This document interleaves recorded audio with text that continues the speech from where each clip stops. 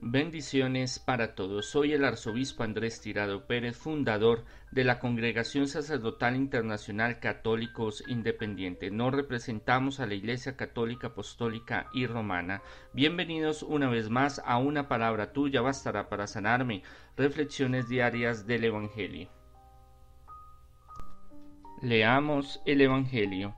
En aquel tiempo Jesús estaba enseñando en el templo e interpelaba a sus oyentes diciendo: ¿Cómo es que los maestros de la ley dicen que el Mesías es hijo de David?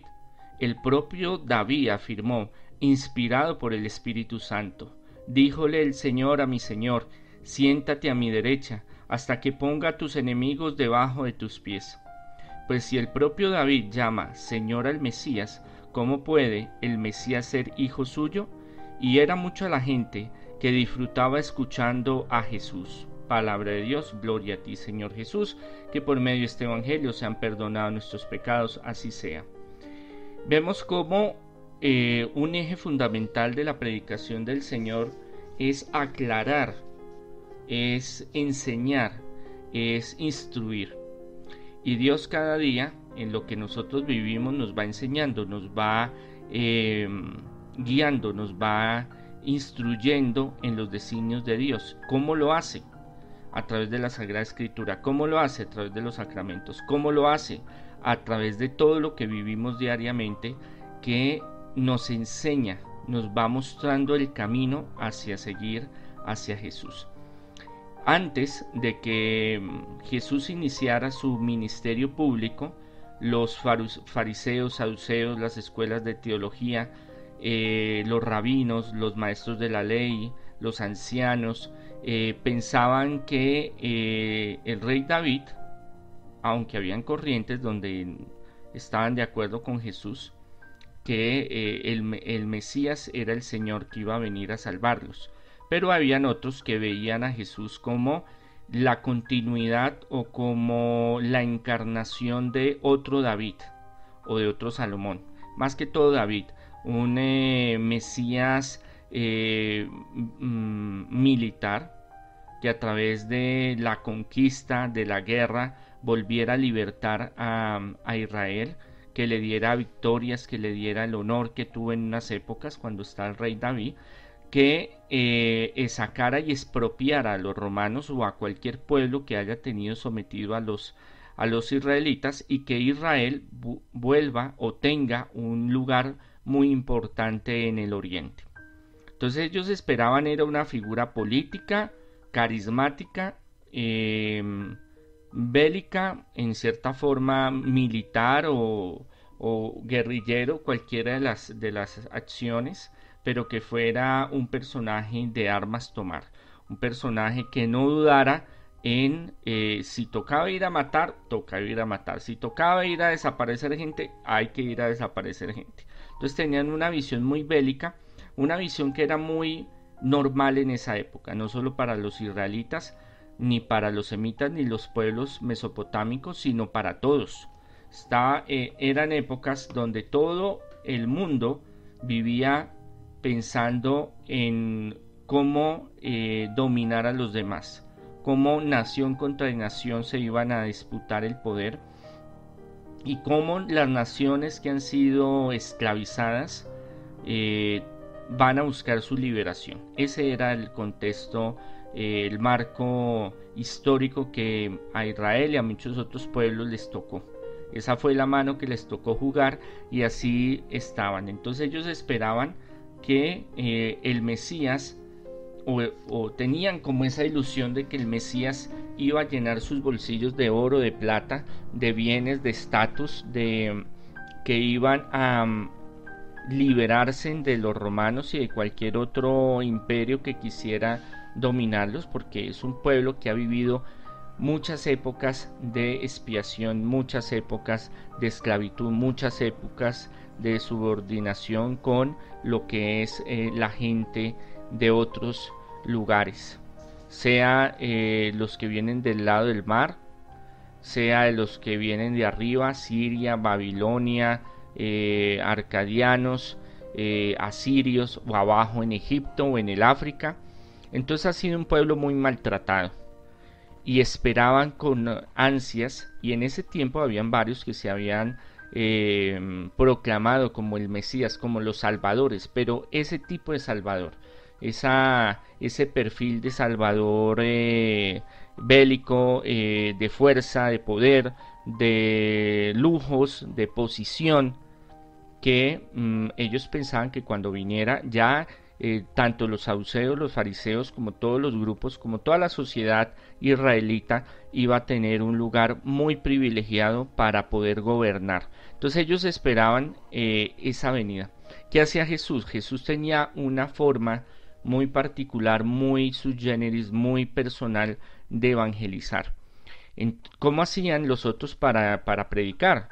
Los saduceos, los fariseos, los maestros de la ley, los escribas, los que tenían el conocimiento, se hacían en un lugar alto, sea en el templo o en las sinagogas, lejos, la gente no podía acercarse mucho a ellos, y ellos daban un discurso, pero a veces ese discurso no llegaba, no causaba impacto, no transformaba, no lo sentían cercano, porque lo escuchaban como muy lejos, como muy teológico, como muy en las nubes, y eso hacía que ellos sintieran de que no es nuestro representante, no nos sentimos identificados, no nos sentimos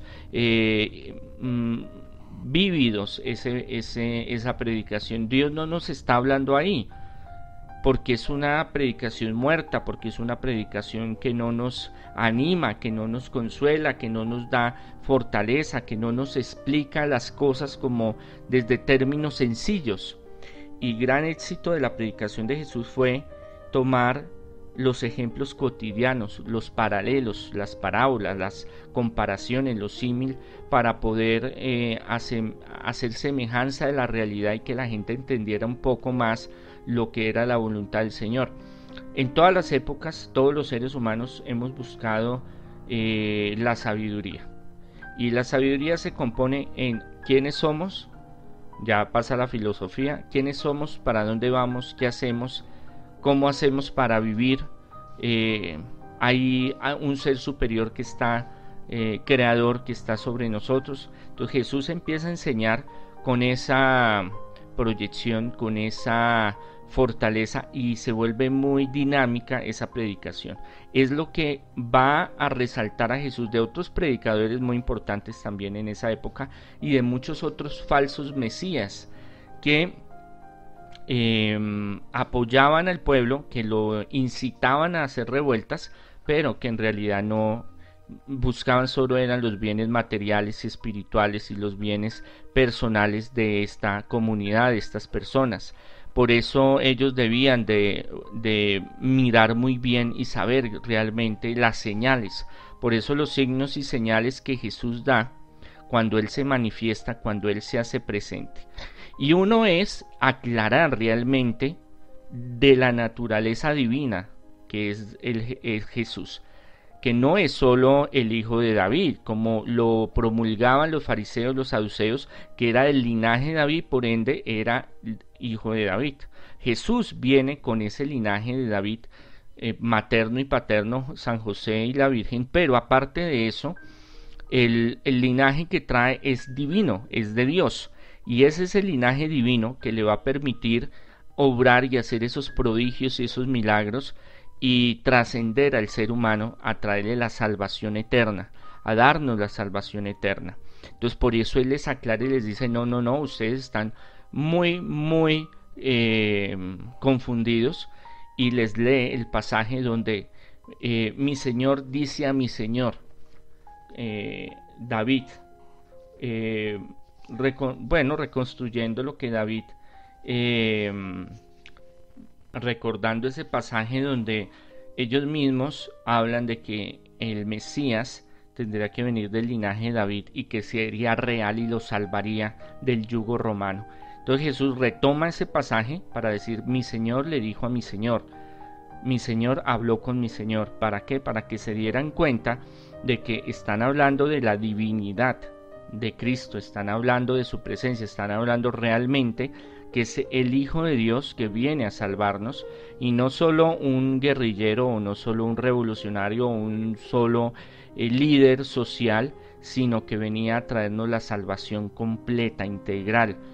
Ellos esperaban era solo ese Mesías político, militar, económico, donde pudiera liberar, donde pudieran salvar físicamente al pueblo judío. No veían nada más, no escudriñaban como otros que sí encontraron a través de la Sagrada Escritura la revelación de Jesús como Salvador, sino que al contrario, lo que hicieron fue construir una figura mesiánica de un ser que salvaría políticamente, económicamente, bélicamente a la nación.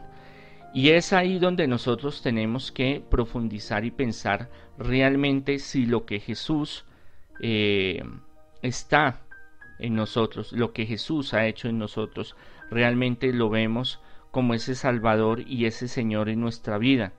La Sagrada Escritura hoy nos vuelve a llamar a ese centro primario de comprender, de entender que Jesús es el Salvador y es el Hijo de Dios y es Dios, para que podamos entender por qué hacía las cosas, cómo las hacía, y que Él debe reinar, amar a Dios sobre todas las cosas. Él debe de reinar en nuestra vida, Él debe de reinar en nuestro ser, pero a veces nosotros solo esperamos, como los fariseos, los saduceos, los maestros de la ley, los levitas, todo este grupo de gente que solo le solucionara lo material y que le volviera a dar honor y gloria a Israel, o sea, a ellos, pero dejando atrás realmente lo esencial de las escrituras, lo fundamental de la bendición de Dios, que es conocer al Señor y que el Señor nos salve. Hoy analicemos, profundicemos en la palabra del Señor, pidámosle al Señor, a Jesús, a nuestro Señor, que nos muestre, y así como mi Señor le dijo a mi Señor, o sea, nosotros hablando al Señor y la Santísima Trinidad ahí está, que nos muestre el camino, que nos llene de sabiduría, que nos muestre cómo debemos de actuar y cómo debemos de aprender, que nos enseñe Él, como lo está haciendo en la sinagoga, como lo está haciendo con la gente, que le está diciendo, que les está mostrando qué es lo que tiene que hacer para poder comprender y profundizar en el mensaje salvador de Cristo, en el mensaje renovador de su salvación, y que Él es esa puerta para la eternidad. Pero esa salvación, esa eternidad, esa sabiduría debe de venir, debe de estar, debe de cultivarse en nuestro ser, pero desde una forma en la cual veamos a Jesús, a Dios, a la Trinidad de forma integral, no simplemente por sus promesas o por que me haga tal favor o porque me salve o porque me libere o me regale esto o aquello, sino la integralidad de la salvación en nuestra vida. ¿Qué es lo que Jesús nos quiere enseñar? Tenemos los oídos, la mente, los ojos abiertos para aprender lo que Dios quiere del día a día. Tenemos esa disposición, o a veces nos dejamos cerrar en nuestra mente, nuestros ojos, nuestros oídos, porque solo pensamos a Jesús de una manera, solo pensamos en algo material o momentáneo, o salir del apretón, salir del momento difícil. Pensémoslo, analicémoslo. Hoy el Señor se revela como Señor a nuestra vida. Abramos nuestro corazón para recibirlo y para entender y comprender y crecer en esa sabia sabiduría que Él nos quiere dar.